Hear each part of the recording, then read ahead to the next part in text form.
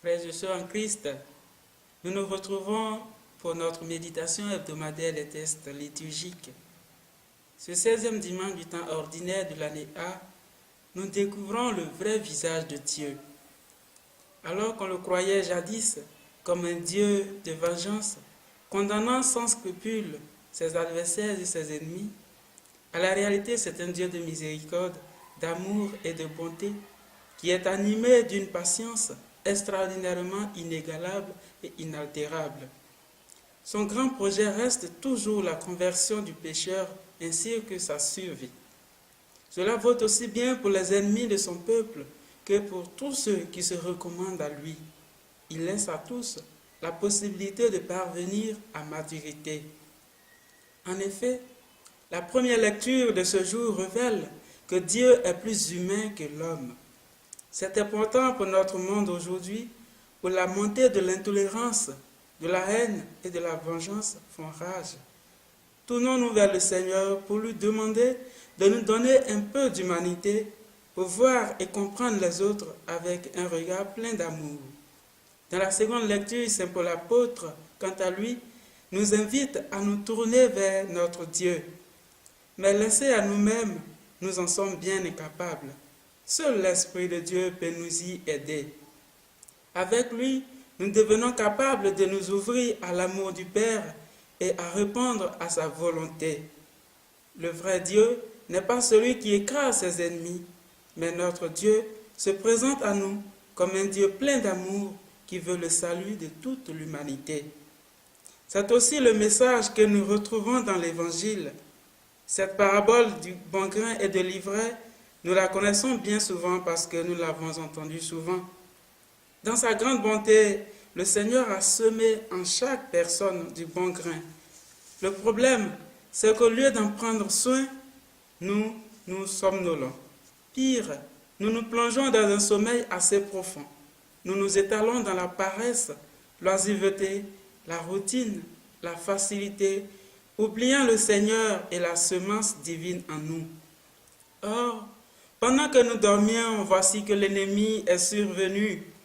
Il vient toujours pendant que nous dormons, pendant que notre foi somnole, pendant que le doute, les difficultés de la vie avec leur lot de souffrances paralysent notre équilibre spirituel.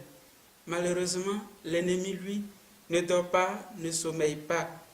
Il est toujours à l'affût, guettant la moindre occasion pour répandre en nous ces mauvais grains, notamment la zizanie, le trouble, la discorde, les conflits, les rivalités, les calomnies, les calamités, pour dire bref, le mal et ses dérivés.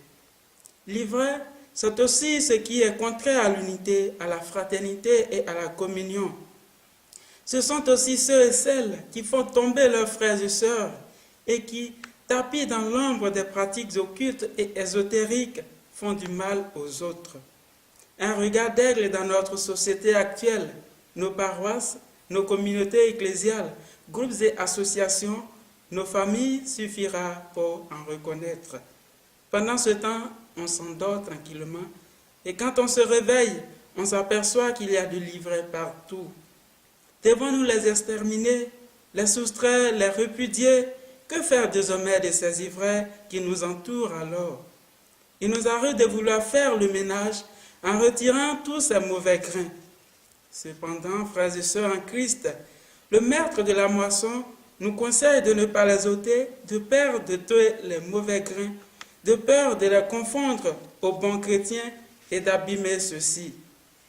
Il ne faut pas risquer d'arracher le bon grain avec l'ivraie. Tout comme Dieu, soyons patients et persévérants dans la foi.